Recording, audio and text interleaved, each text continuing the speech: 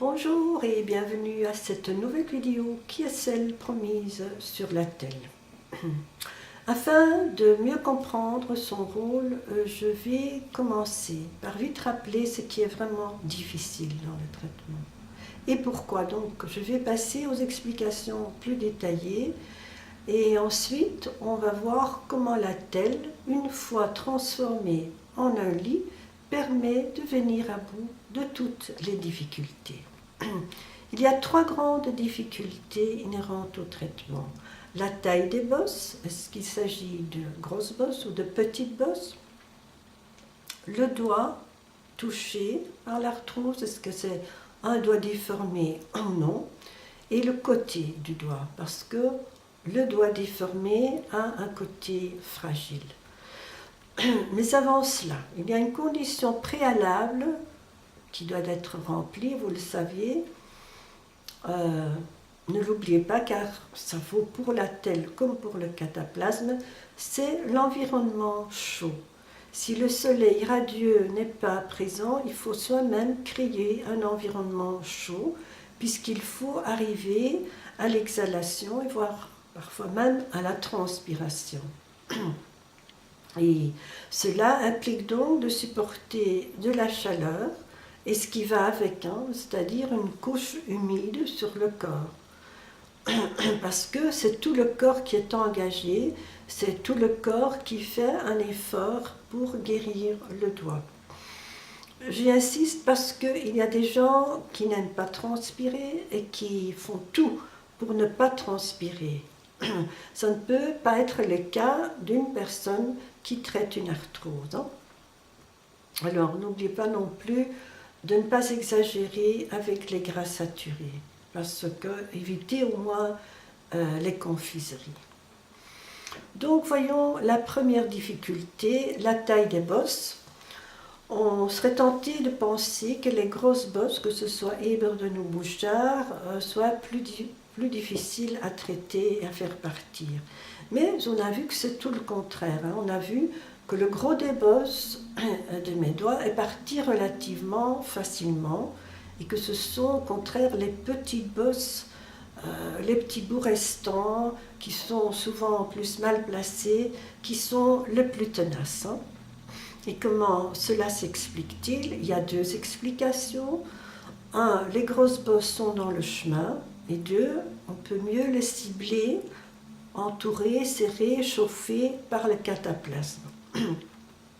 Donc, dès qu'on fait des exercices, au moindre mouvement, les grosses bosses sont bousculées, mises sous pression, bref, sollicitées et priées de partir, sans cesse par les exercices répétitifs. Tandis que les petites bosses, elles ne gênent plus les mouvements et les exercices ne servent plus à grand-chose. Donc on comprend donc l'importance des exercices et à cet égard, le jeu des doigts sur une guitare est assez unique. Regardez par exemple cette espèce de grand écart qu'on y fait souvent. Les coins les plus reculés ici dans ce doigt-là, qui est le problème, les endroits les plus refoulés et les plus reculés sont sollicités de participer au mouvement et sont nettoyés.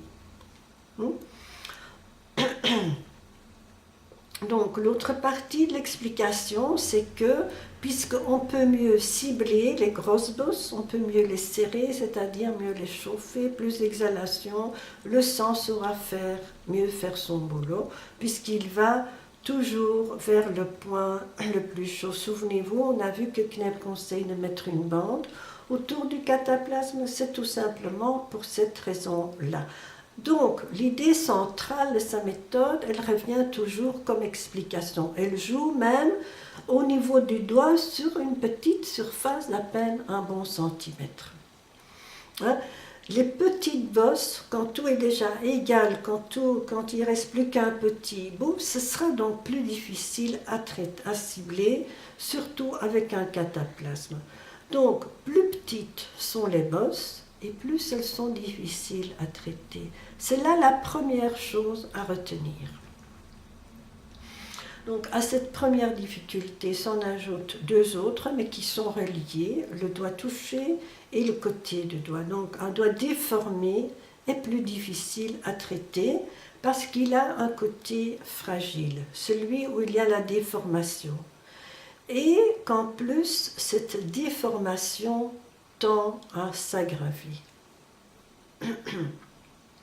Donc, le côté fragile est difficilement accessible. C'est ici où il y a la bosse qui se fait. Je vais prendre le majeur gauche comme illustration parce qu'il réunit vraiment toutes les difficultés. Donc, le côté fragile est difficilement accessible du fait qu'on ne peut pas le pousser dans le coussin. Parce que normalement, quand on met un cataplasme et qu'on se met au chaud, on se met bien, il faut être détendu. Donc on se met dans les coussins, disons. Et comment? En mettant les mains comme ça à côté de soi. Et donc les côtés inférieurs sont poussés dans le coussin parce que c'est confortable tout simplement. Donc ce côté inférieur est mieux serré, mieux chauffé, plus d'exhalation. Maintenant, si on devait mettre ces côtés-ci, donc le côté qui fait problème, le côté fragile, dans le coussin, le doigt se déformerait encore plus. Le doigt serait formé dans la déformation. Et qui dit plus de déformation, dit plus de douleur aussi. C'est vraiment ça qui augmente la douleur. Par ailleurs, au bout, si on met ses mains comme ça, au bout de quelques minutes, on a des crampes, non pas dans les doigts, mais dans les bras. Donc, pour les cataplasmes, j'avais attiré l'attention durant le traitement du majeur droit. Comme celui-ci tirait et penchait vers le petit doigt, il fallait enrouler le cataplasme dans le sens contraire, sinon on déforme encore plus le doigt. Et je le répète avec la conséquence du risque de plus de douleur aussi. Donc enroulement dans un sens unique, et ce, quel que soit le progrès déjà accompli. Donc deuxième conclusion, les doigts déformés sont plus difficiles à traiter parce qu'il faut veiller à travailler toujours dans un sens unique, parce qu'ils ont un côté fragile et donc on arrive, disons, à une limite. Les doigts déformés ont une limite pour les cataplasmes. Et donc voilà, on en arrive maintenant à l'attelle. Que peut-elle faire de plus et de mieux que le cataplasme? D'abord, il faut mieux mettre l'attelle que de ne rien mettre. Si elle soutient le doigt, elle empêche de faire des mouvements brusques pouvant aggraver la situation, pouvant augmenter la douleur. Elle apporte un peu de chaleur, elle absorbe, elle offre une couverture égale et uniforme. C'est déjà pas mal, mais surtout, la raison principale, elle offre une solution aux trois difficultés que je viens donc de mentionner. Car elle permet d'accéder à tous les points difficilement accessibles.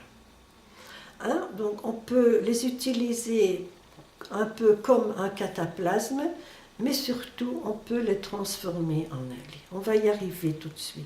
J'ai quand même montré comment les utiliser comme un cataplasme. Donc avec une technique semblable à celle expliquée dans la vidéo 8 pour le cataplasme. Elle consiste à mettre l'attelle, par exemple comme ça, à côté, avec les lamelles sur les côtés du doigt, et on tourne toujours un peu plus dans la bonne direction comme pour redresser le doigt. Et au fur et à mesure qu'on progresse, on tourne de plus en plus. Donc afin de redresser, d'essayer de redresser les doigts.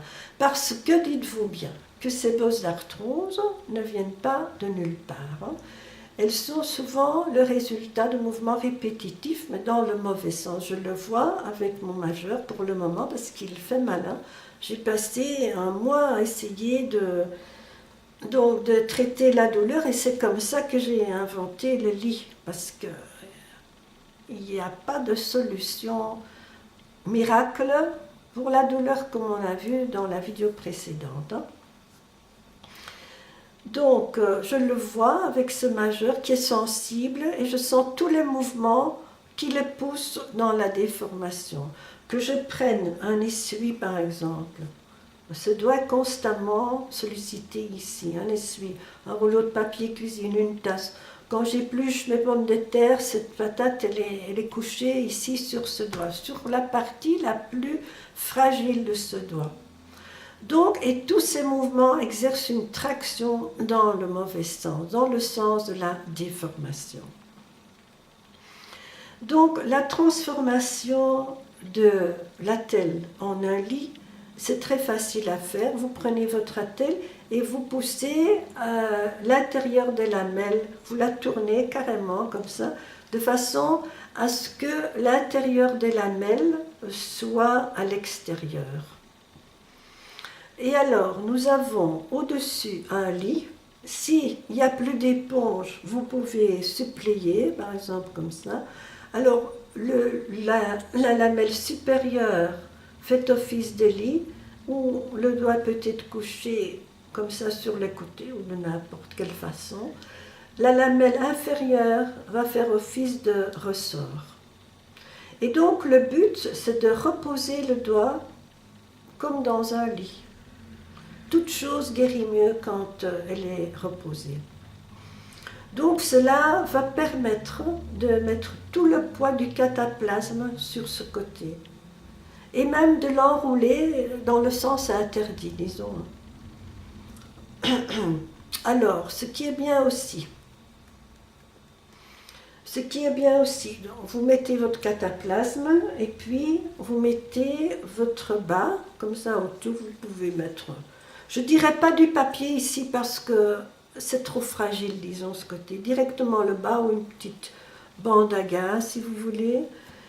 Et ce qui est bien, quand vous enroulez avec le bas, on voit ici, au bout, s'il est toujours bien en place. Vous voyez? On l'enroule et à la fin, on met comme ça, on ferme le bas. Voilà. Et au besoin, on met un élastique. On met dans le gros gant que j'ai déjà montré dans une de mes vidéos précédentes et en dessous du bras. Vous n'allez plus déformer le doigt. Au contraire, dès le premier cataplasme, il y aura un soulagement de la douleur, une amélioration. C'est trop petit que pour faire des photos. J'essayerai de le montrer dans la prochaine vidéo. Voilà, c'est là l'idée que j'explore pour le moment et avec donc ce majeur gauche parce qu'il devient très problématique et les premiers tests sont très encourageants. J'espère donc pouvoir montrer les résultats dans la prochaine vidéo ou dans une de mes prochaines vidéos. Une dernière astuce que j'aimerais ajouter pour arriver à l'exhalation. Donc on peut boire chaud ou froid en été, je crois, hein.